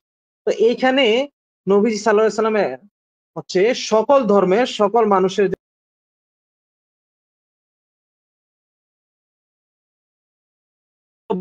বনু কুরাইজা দেখা যাচ্ছে যে মুসলিমদের সাথে হচ্ছে আপনার বনু কাইনুকা মুসলিম বিশ্বাসঘাতকতা করতো, মানে চুক্তি ভঙ্গের যে বিষয়টা এটা তারা একসময় করে বসে। তো এরপর নবী সাল্লাল্লাহু আলাইহি সাল্লামের আহ্বানে সাহাবীরা হচ্ছে 15 দিন বনু কাইনুকার অঞ্চলটা হচ্ছে অবরোধ করে। এরপর তারা যখন আত্মসমর্পণ করে তাদেরকে হচ্ছে নির্বাসন দেওয়া হয়। তারা তখন ওয়াদিল কুরাতে অবস্থান নেয়, তারপর পরবর্তীতে সিরিয়াতে অবস্থান নেয়। এরপর তৃতীয় হিজরির কথা, এই সময় হচ্ছে মদপান যেটা হারামের বিষয়, এটা হচ্ছে প্রাথমিকভাবে হচ্ছে বিধান নাজিল করা হয়। বনু সুলাইমের যুদ্ধ হচ্ছে করা হয়। আরেকজন ছিল আরেকটা হচ্ছে কাব বিন আশরাফকে হত্যা। কাব বিন আশরাফ ছিল একটা জঘন্য ব্যক্তি, মানে সে নবী সাল্লাল্লাহু আলাইহি সাল্লামের ব্যাপারে কুৎসা রটনা করতো, অপবাদ দিত, অপবাদ দিয়ে দিয়ে হচ্ছে কবিতা রচনা করতো, কবিতা গাইতো, এমনকি মুসলিম নারীদের বিরুদ্ধে খারাপ কবিতা হচ্ছে বানায় বানিয়ে বাজারে বাজারে হচ্ছে গাইতো। তো একবার নবী সাল্লাল্লাহু আলাইহি সাল্লাম সাহাবীদেরকে হচ্ছে বললেন যে কাব বিন আশরাফকে হত্যা করার। তখন মুহাম্মদ ইবনে মাসলামা রাদিয়াল্লাহু তাআলা আনহুর নেতৃত্বে কয়েকজন সাহাবী হচ্ছে কাব বিন আশরাফের যে দুর্গ ছিল সেখানে গিয়ে তাকে হত্যা করা হয়। তো নবীজি সাল্লাল্লাহু আলাইহি সাল্লাম তার হত্যায় এত খুশি হন, সাহাবীরা যখন আপনার নবীজি ঘরের মধ্যে এই আল্লাহ তাআলার কাছে নামাজ পড়ে হচ্ছে দোয়া যাচ্ছেন, সাহাবীরা যেন বিজয়ী বেশে ফিরে আসে। এটা রাতের ঘটনা। তখন সাহাবীরা যখন নবীজির ঘরের কাছাকাছি আসলো তখন তাকবীর ধ্বনি দিছে, আল্লাহু আকবার। তখনও নবীজি দোয়ার মধ্যে, তখন নবী সাল্লাল্লাহু আলাইহি সাল্লাম খুশি হয়ে বুঝতে পারছেন যে তারা যে বিজয়ী বেশে আসছে। তো নবী সাল্লাল্লাহু আলাইহি সাল্লাম তখন তাকবীর ধ্বনি দিয়ে সাহাবীদের সাথে মিলিত হন। এর কিছুকাল পরে হচ্ছে সাওয়াইকের যুদ্ধ হয়। এটা হচ্ছে আবু সুফিয়ানের আপনার বিরুদ্ধে আর কি। আবু সুফিয়ান একটা কাফেলা ছিল ওইটার বিরুদ্ধে। আর কিছুকাল পর হচ্ছে উহুদের যুদ্ধ, এটা হচ্ছে শাওয়াল মাসে হয়। উহুদের যুদ্ধ, এটা হচ্ছে মুসলিম বাহিনীর সংখ্যা ছিল হচ্ছে 700, আর বিপরীতে কুরাইশ বাহিনীর সংখ্যা ছিল 3000। তো উহুদের যুদ্ধের মধ্যে একটা ভুল বোঝাবুঝি হয়েছিল। নবীজি সাল্লাল্লাহু আলাইহি সাল্লাম তার ময়দানের পিছনের দিকে, মুসলিম বাহিনীর যে অংশটা এটার পিছনের দিকে একটা ছোট পাহাড়, এটাকে আমরা জানি হচ্ছে জাবালে রুমাত। তো ওই ছোট পাহাড়টাতেই 50 জনের একটা তীরন্দাজ বাহিনী হচ্ছে আপনার স্থাপন করেছিলেন। তাদেরকে নির্দেশ দিয়েছিলেন যে যা কিছুই হয়ে যাক, আমরা বিজয়ী হই অথবা আমরা মারা যাই, আমাদের যদি এমন অবস্থা হয় যে শকুন আমাদের দেহগুলো খেয়ে ফেলতেছে, তারপরেও তোমরা এখান থেকে নেমো না। তো যদিও পরবর্তীতে সাহাবীরা একটা করেন, আল্লাহ তাআলা পরবর্তীতে তাদেরকে ক্ষমা করে দেন। তো এরপর হচ্ছে ওই ভুলটার কারণে পরবর্তীতে হচ্ছে যুদ্ধের মোড়টা ঘুরে যায়। প্রথম দিকে মুসলিমরা হচ্ছে বিজয়ের দিকেই ছিল। পরবর্তীতে আপনার কুরাইশরা পরে ময়দান দখল করে নেয়। তো এখানে একটা কথা বলতে চাই যে আপনার উহুদের বিষয়টা নিয়ে অনেকে বলেন যে হচ্ছে অমীমাংসিত। এটা আমি নিজ থেকে একটু মানে এড করি। অনেকে বলে যে উহুদের ময়দানে হচ্ছে মুসলিমরা পরাজয় বরণ করছে। কারণ হচ্ছে কি কুরাইশরা মুসলিমদেরকে হত্যা করছে এই সেই। আবার বলেন যে এটা অমীমাংসিত। আসলে এটা অমীমাংসিত না, আবার হচ্ছে পরাজয় বরণ করেনি, বরং মীমাংসিত। এবং আমি যদি যুক্তি দেখাই তাহলে যুক্তি কি, আমি মানে একটা বই করছি সিরাতের বই থেকে। সেখানে বলা হয়েছে এরকম যে তৎকালীন আরব সমাজে তৎকালীন যুদ্ধের ময়দানে বিজয়ীরা 3 দিন অবস্থান করার পর তারপর হচ্ছে ফিরে যাবে, না হলে ওই যুদ্ধটাতে তারা বিজয় এটা বলা যাবে না। আর তো আমরা দেখি যে কুরাইশরা হচ্ছে যুদ্ধ করছে, পরে হচ্ছে সাজাতে ফিরে গেছে, মানে পিছু হটা, যেটা বিষয়টা পিছু হটে গেছে এরকম। তো তাদের এখানে কোনো যুদ্ধের ইয়েই ছিল না। আর আরেকটা জিনিস ছিল কি, তাদের যুদ্ধ জয় করা তাদের কোনো উদ্দেশ্য ছিল না, তাদের উদ্দেশ্য ছিল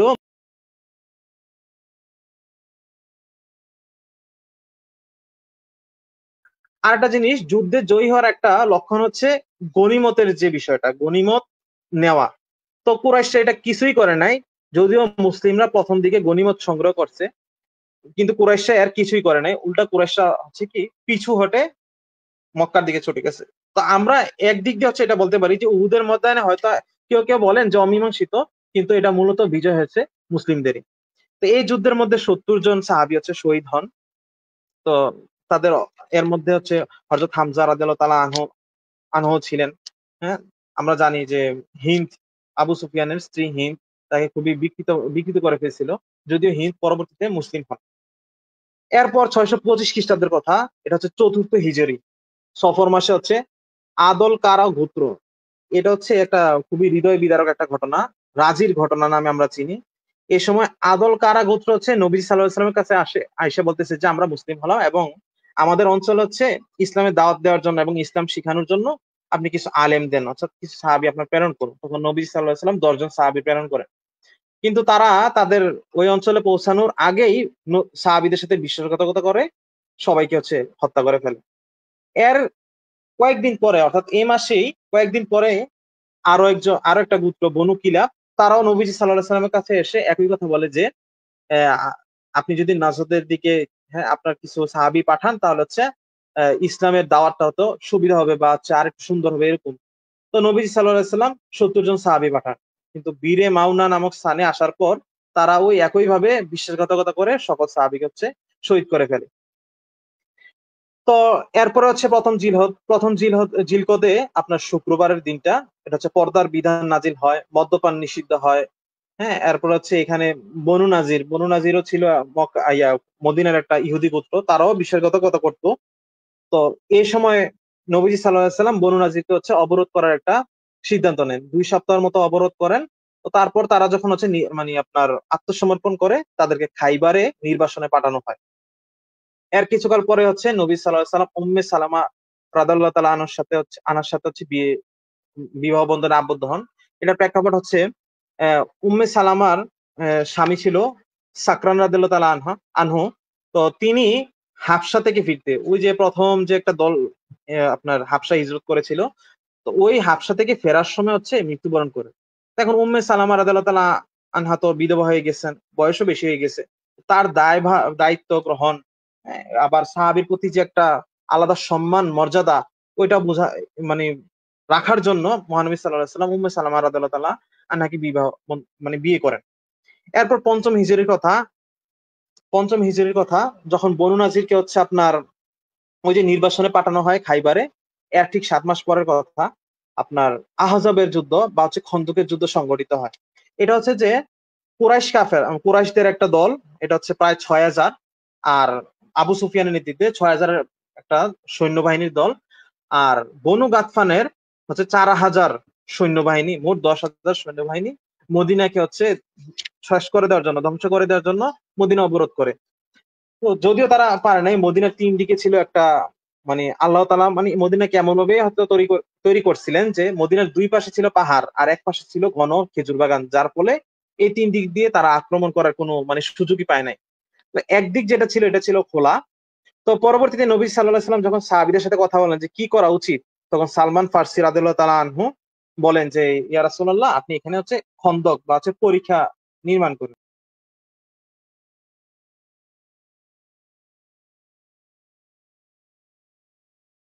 10 হাত।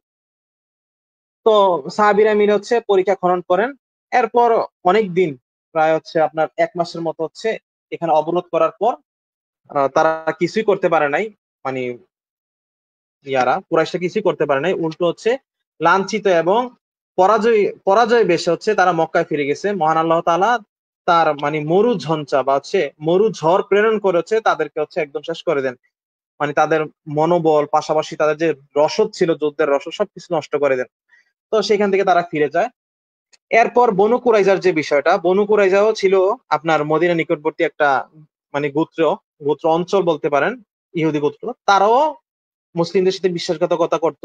এমনকি নবীজি সাল্লাল্লাহু আলাইহি সাল্লামকে আপনার হত্যা করার জন্য তারা খুবই উন্মুখ ছিল। তো নবী সাল্লাল্লাহু আলাইহি সাল্লাম যখন খন্দকের যুদ্ধ থেকে ফিরে আসছেন, হুম? তো আপনার ঘরের মধ্যে ঢুকছেন, আপনার হচ্ছে তরবারি খুলতেছেন, মানে শরীর থেকে তরবারি উন্মুক্ত করতেছেন। তখন হযরত জিবরিল আলাইহিস সালাম আইসা বললেন যে ইয়া রাসূলুল্লাহ, আপনি তো অস্ত্র রেখে দিছেন, কিন্তু ওরা তো মুশরিকরা তো অস্ত্র এখনো রাখে নাই। আপনি প্রস্তুত হন। তখন নবী সাল্লাল্লাহু আলাইহি সাল্লাম আপনার সাহাবীদেরকে নিয়ে বনু কুরাইজা হচ্ছে অবরোধ করার জন্য রওনা হলেন। তারপর সেখানে গিয়ে হচ্ছে আপনার বনু কুরাইজা অবরোধ করছেন। তো এই আরকি। এরপরে মদিনাকে তখন মদিনা ছিল হচ্ছে আব্দুল্লাহ ইবনে উম্মে মাকতুম রাদিয়াল্লাহু তাআলা আনহুর দায়িত্বে আরকি। এ সময় হচ্ছে বনু কুরাইজা কিছু তীর নিক্ষেপ করেন, কিছু তীর বিনিময় হয়। তবে তেমন কোনো ক্ষতিগ্রস্ত হয় না। এর মধ্যে তো তারা যখন আত্মসমর্পণ করে, বনু কুরাইজা তো বিশাল রকমের বিশ্বাসঘাতকতা করছে। তো তাদের ফয়সালা নেওয়ার জন্য নবীজি সাল্লাল্লাহু আলাইহি সাল্লাম তাদেরকেই বললেন যে, তোমরা কার ফয়সালা শুনতে চাও? মানে তোমরা কাকে চাও যে তোমাদের সম্পর্কে ফয়সালা দিবে? তখন তারা নিজ গোত্রীয় সাদ সাদ বিন মুয়াজ রাদিয়াল্লাহু তাআলা আনহুকে সিলেক্ট করে। সাদ বিন মুয়াজ রাদিয়াল্লাহু ছিলেন এই বনু কুরাইজারই একসময় ছিলেন, পরবর্তীতে মুসলিম হন। তো তিনি সঠিক সিদ্ধান্তটা দেন। ইহুদি ধর্মীয় গ্রন্থ মতে যদি বিশ্বাসঘাতকতা কেউ করে তাহলে তাদের শাস্তি হচ্ছে হত্যা। হুম? তো পরবর্তীতে তাদের যুদ্ধক্ষম যত পুরুষ ছিল তাদেরকে হচ্ছে হত্যা করা হয়। আর নারী আর শিশুদেরকে হচ্ছে বন্দী করা হয় এই। আর এর মধ্যে কয়েকজন ইহুদি যারা হচ্ছে নাবালক ছিলেন, অর্থাৎ মানে এখনো প্রাপ্তবয়স্ক হন নাই, তাদেরকে হচ্ছে মুক্তি করে দেওয়া হয়। কিছু ইহুদি হচ্ছে ক্ষমা ভিক্ষা করছেন, তাদেরকে হচ্ছে ক্ষমা করে দেওয়া হয়। এর কিছুকাল পরে হচ্ছে আবু রাফি হত্যাকাণ্ড ঘটে, অর্থাৎ এটা হচ্ছে জিলহজ মাসের কথা। আবু রাফিও ছিল এরকম একজন ব্যক্তি হচ্ছে যে নবীজি সম্পর্কে, মুসলিমদের সম্পর্কে কুচ্ছারণা করতো, অপবাদ দিত। তো তাকে হত্যা করার জন্য নবী সাল্লাল্লাহু আলাইহি ওয়াসাল্লাম আব্দুল্লাহ ইবনে আতিক রাদিয়াল্লাহু তাআলা আনহুকে হচ্ছে আপনার নেতৃত্ব দিয়ে আরো চারজন সাহাবীকে পাঠান। তারা সেখানে রাফির দুর্গতে গিয়ে তাকে হত্যা করে বিজয় বেশে ফিরে আসে। এরপর ৬২৭ খ্রিস্টাব্দের কথা, এটা হচ্ছে ষষ্ঠ হিজরি। এই ষষ্ঠ হিজরিতে মোটামুটি অনেকগুলো যুদ্ধ, বিশেষ করে সারিয়া, যেগুলোতে নবী সাল্লাল্লাহু আলাইহি ওয়াসাল্লাম অংশগ্রহণ করেননি কিন্তু সাহাবীদেরকে প্রেরণ করেছেন, এরকম যুদ্ধ অনেকগুলো হয়েছে। যেমন মুহররম মাসে হয়েছে সারিয়া মুহাম্মদ ইবনে মাসলামা, অর্থাৎ মুহাম্মদ ইবনে মাসলামা নজদে বনু বকরকে শিক্ষা দিতে, মানে তারা বনু বকর ছিল আপনার মদিনায় আক্রমণ করার জন্য মানুষ এক করতেছিল, সৈন্যবাহিনী রেডি করতেছিল। তো নবী সাল্লাল্লাহু আলাইহি ওয়াসাল্লাম খবর পাওয়ার পর মুহাম্মদ ইবনে মাসলামার নেতৃত্বে ৩০ জন সাহাবীকে পাঠান। তারপর আপনার রবিউল আউয়াল মাসে, হ্যাঁ বা এটা রবিউল আউয়াল, কেউ বলছেন রবিউস সানি, রবিউল আউয়াল অথবা রবিউস সানি মাসে হচ্ছে উকাশা বিন মিহসান রাদিয়াল্লাহু তাআলা আনহুর মাধ্যমে হচ্ছে বনু আসাদের বিরুদ্ধে একটা সারিয়া প্রেরণ করা হয়।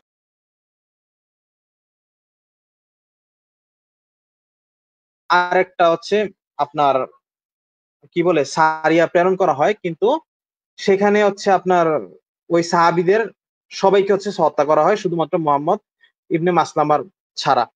তো পরবর্তীতে এটার প্রতিশোধ নেওয়ার জন্য মহানবী সাল্লাল্লাহু আলাইহি সাল্লাম উবাইদা ইবনুল জাররাহ রাদিয়াল্লাহু তাআলা আনহুকে ৪০ জন সাহাবী সহ প্রেরণ করেন এবং তারা বিজয়ী বেশে ফিরে আসেন। রবিউস সানিতে জায়েদ ইবনে হারিসা রাদিয়াল্লাহু তাআলা আনহুকে হচ্ছে বনু সুলাইমের বিরুদ্ধে পাঠান। জুমাদাল উলাতে যে বনু লিহিয়ানের যে যুদ্ধটা, গাজওয়া ইবনে বনু লিহিয়ান, এটা ছিল হচ্ছে মূলত ওই যে রাজির যে ঘটনাটা, ১০ জন সাহাবীকে যে তারা বিশ্বাসঘাতকতা করে হত্যা করছিল, সেটার একটা প্রতিশোধ ছিল বনু লিহিয়ান। বনু লিহিয়ান মূলত হচ্ছে ওই সাহাবীদেরকে হত্যা করছিল। এরপর একই মাসে সারিয়া জাইদ ইবনে হারিসা, অর্থাৎ জাইদ ইবনে হারিসার নেতৃত্বে আরেকটা অভিযান প্রেরণ করা হয়। এটা হচ্ছে অভিযান বলা হয়। সেই অভিযানে হচ্ছে যে কাফেলাটা ছিল, কুরাইশ কাফেলা, সেই কুরাইশ কাফেলার নেতৃত্ব দিয়েছেন হচ্ছে নবী সাল্লাল্লাহু আলাইহি ওয়াসাল্লামের জামাতা আবুল আস। তো আবুল আস পরবর্তীতে হচ্ছে বন্দী হয়। সে নবীজির কাছে আশ্রয় চায়। নবীজির কাছে হচ্ছে মানে যখন আশ্রয় চায়, নবীজি তখন তাকে ক্ষমা করে দেন। তার কাফেলার সবকিছু ফিরিয়ে দেন সাহাবীদের অনুমতি ক্রমে। এরপর জমাদিউস সাইনে হচ্ছে জায়েদ ইবনে হারিসার নেতৃত্বে বনু সালাবার আর যে অভিযানটা সেটা দেওয়া হয়। তারপর হচ্ছে রজবে হচ্ছে জায়েদ ইবনে আল হারিসার রাদিয়াল্লাহু তাআলা আনহুর নেতৃত্বে আবার ওয়াদিল কুরাতে একটা অভিযান প্রেরণ করা হয়। শাবান মাসে বনু মুস্তালিকের যুদ্ধ যেটা, সেটা হয়। এর কিছুদিন পর ইফকের ঘটনা ঘটে, অর্থাৎ নবীজি সাল্লাল্লাহু আলাইহি সাল্লাম বনু মুস্তালিক যুদ্ধ থেকে ফিরে আসার সময় আপনার ইফকের ঘটনাটা ঘটে। হযরত আয়েশা রাদিয়াল্লাহু তাআলা আনহার বিরুদ্ধে একটা অপবাদের ঘটনা যেটা। তো যদিও পরবর্তীতে এই অপবাদ মিথ্যা প্রতিপন্ন করে মহান আল্লাহ তাআলা সূরা নূরের ১১ থেকে ২১ নম্বর আয়াত নাজিল করেন। তারপর তারপর ষষ্ঠ হিজরীতে আবার দুমাতুল জান্দাল যে অভিযানটা সেটাও হয়। হ্যাঁ, শাবান মাসে হচ্ছে ফাদক অভিযান, রমজান মাসে হচ্ছে বনু ফাজারার অভিযান।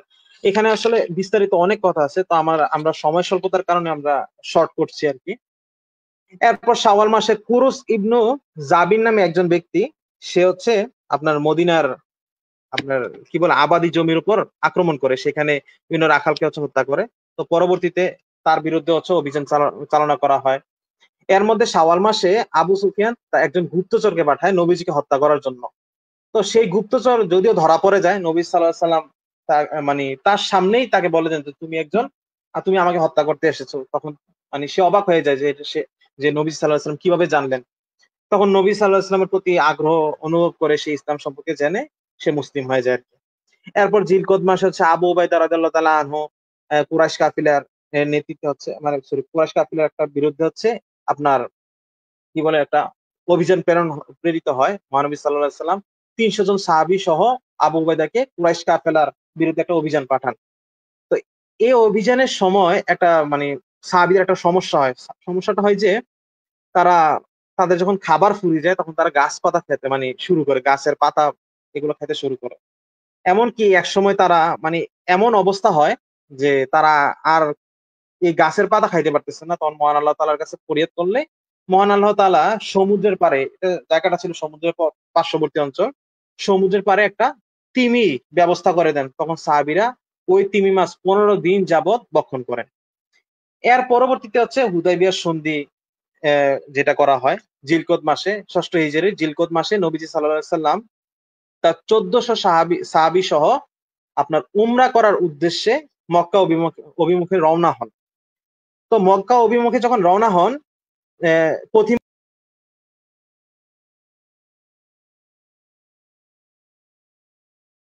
হচ্ছে বাধাপ্রাপ্ত হন। তিনি দেখেন যে খালিদ রাদিয়াল্লাহু ওই সময় তো খালিদ সাহাবী হন নাই, মুসলিম হন নাই। তো খালিদ ইবনুল ওয়ালিদ ২০০ সৈন্যবাহিনী নিয়ে হচ্ছে কাছাকাছি একটা অঞ্চলে অবস্থান নিতেছে। গতিবিধি মানে মুসলিমদের গতিবিধি হচ্ছে দেখতেছে। আর কুরাইশরা হচ্ছে বারবার হচ্ছে দূত পাঠাইতেছে যে মুসলিমদেরকে হচ্ছে উমরা করতে দিবে না। তো নবীজি সাল্লাল্লাহু আলাইহি ওয়াসাল্লামও দূত পাঠাইতেছে যে আমরা তো যুদ্ধ করতে আসি নাই, আমরা শুধু উমরা করে চলে যাব। এর মধ্যে একজন সাহাবী দূত গেলেন, ওইখানে গিয়ে যখন করতে গেলেন, মানে এটা হচ্ছে মুসা আল হাফিজাউল্লাহর বইয়ে আছে উল্লেখিত এরকম যে একজন সাহাবী হচ্ছে তার উট নিয়ে হচ্ছে মক্কার ভিতরে গেলেন। তো মক্কার ভিতরে সাথে কথা বলতেছে, যুদ্ধ করতে আসি নাই, আমরা উমরা করতে আসছি। তো তার উপর এত রাগান্বিত হয়েছে, রাগান্বিত হয়ে তার উটকে হত্যা করে ফেলছে। এমনকি তাকে হত্যা করার জন্য মানে উদ্ভূত হয়ে গেছে এরকম। এর ঠিক নবী সাল্লাল্লাহু আলাইহি ওয়াসাল্লাম উসমান রাদিয়াল্লাহু তাআলা আনহুকে হচ্ছে পাঠান দূত হিসেবে। তো উসমান রাদিয়াল্লাহু আনহু যখন ওইখানে যান, তখন উসমান রাদিয়াল্লাহু তাআলা এমনিতে কুরাইশদের মধ্যে অনেক মানে হচ্ছে সম্মানিত ছিলেন আগে থেকেই। তখন বলতেছে যে তুমি কি জন্য আসছো? তখন উসমান রাদিয়াল্লাহু তাআলা আনহু বলতেছে আমরা তো যুদ্ধের জন্য আসিনি, আমরা উমরা করতে আসছি। তো কুরাইশরা বলতেছে যে তুমি চাইলে উমরা করে চলে যেতে পারো। তুমি চাইলে উমরা করে চলে যেতে পারো, মানে তাওয়াফ করে চলে যেতে পারো। আমাদের কোনো বাধা নেই, কিন্তু মুসলিমরা মানে অন্যরা কেউ পারবে না, মোহাম্মদ এখানে প্রবেশ করতে পারবে না ওদের ভাষায়। তো উসমান রাদিয়াল্লাহু তাআলা আনহু ভাবতেছেন যে নবীজিকে ছাড়া তিনি কিভাবে উমরা করবেন, এটা তো অসম্ভব। তো এই ও যে কুরাইশদের মাঝে আর ওনার মাঝে যে কথাবার্তা, এটা কিছুটা হচ্ছে দেরি হচ্ছিল। তো সাহাবীদের মধ্যে একটা গুজব রটে গেছে, নবী সাল্লাল্লাহু আলাইহি ওয়াসাল্লাম যেখানে হচ্ছে তাবু কাটছিলেন, ওইখানে সাহাবীদের মধ্যে হচ্ছে একটা গুজব রটে গেছে যে উসমানকে হত্যা করা হয়েছে। এই জিনিসটা করার পর সবাই তো হচ্ছে অনেক অগ্নিশর্মা হয়ে গেলেন। হ্যাঁ, ওসমান হত্যার প্রতিশোধ নেওয়ার জন্য সবাই উন্মুখ হয়ে গেলেন। তখন নবী সাল্লাল্লাহু আলাইহি সাল্লাম একটা গাছের নিচে বসলেন, বসে হচ্ছে বায়াত নেওয়া, অর্থাৎ উসমান রাদিয়াল্লাহু তাআলা আনহু হত্যার বিরুদ্ধে যুদ্ধ ঘোষণার যে বায়াত, ওই বায়াত নেওয়ার জন্য হাত বাড়াইলেন। তখন আস্তে আস্তে সকল সাহাবী হচ্ছে বায়াত নিতে আসলেন। এই যে বায়াতটা, এই বায়াতটা হচ্ছে পরিচিত বায়াতে রিদওয়ান নামে। এই জিনিসটা উল্লেখ করে মহান আল্লাহ তাআলা সূরা আয়াত নাজিল করেন যে আপনার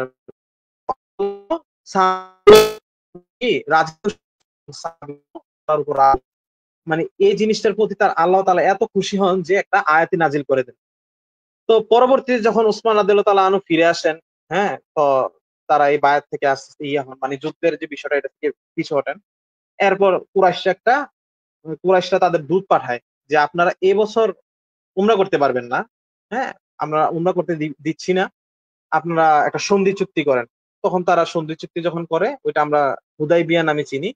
তো ওই হুদাইবিয়া সন্ধিতে কিছু এরকম ছিল যে পরবর্তী বছর, অর্থাৎ এই বছর কেউ উমরা করতে পারবে না, পরবর্তী বছর উমরা করতে হবে। তারপর হচ্ছে যদি উমরা করতে আসেন 3 দিনের বেশি অবস্থান করা যাবে না, সাথে যুদ্ধাস্ত্র আনা যাবে না, মানে প্রয়োজনীয় কোনো জিনিস ছাড়া, একদম একান্ত প্রয়োজনীয় ছাড়া বেশি কিছু আনা যাবে না। আরো কিছু কথা বলা হয়েছে, যেমন 10 বছরের যুদ্ধবিরতির একটা আহ্বান করা হয়েছে যে 10 বছর মক্কা আর মদিনা, অর্থাৎ কুরাইশদের মধ্যে আর মুসলিমদের মধ্যে হচ্ছে যুদ্ধ বন্ধ থাকবে। আর আরেকটা জিনিস ছিল যে এরকম, যদি মক্কা থেকে কেউ মদিনায় হিজরত করে, যদি মক্কা থেকে কেউ ইসলাম গ্রহণ করেছে মদিনায় হিজরত করে, তাহলে নবীজি সাল্লাল্লাহু আলাইহি সাল্লাম বাধ্য থাকবেন ওই ব্যক্তিকে তার গোত্রের মাঝে, অর্থাৎ মক্কায় ফেরত পাঠাতে। কিন্তু মদিনা থেকে যদি কেউ মক্কায় চলে আসে, তাহলে মক্কার কেউ বাধ্য থাকবে না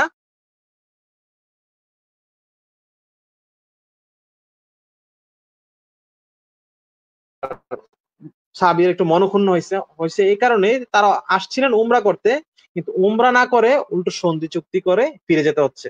তখন সাহাবীরা অনেক, কেউ কেউ হচ্ছে প্রশ্ন করছেন, এর মধ্যে উমর রাদিয়াল্লাহু তাআলা আনহু নবী সাল্লাল্লাহু আলাইহি সাল্লামকে বললেন যে ইয়া রাসূলুল্লাহ, আমরা তো আসছিলাম উমরা করতে, কিন্তু আমরা সন্ধি চুক্তি করে ফিরে যাচ্ছি, বিষয়টা কেমন না? তো তখন নবী সাল্লাল্লাহু আলাইহি সাল্লাম বলছেন, ওমর, এটাই হচ্ছে বিজয়, এটাই হচ্ছে বিজয়। পরবর্তীতে মহান আল্লাহ তাআলা এটা নিয়ে হচ্ছে আয়াত নাজিল করেন, তখন ওমর রাদিয়াল্লাহু তাআলা আনহু বুঝতে পারেন যে এটা যে আসলে একটা সুস্পষ্ট বিজয় ছিল।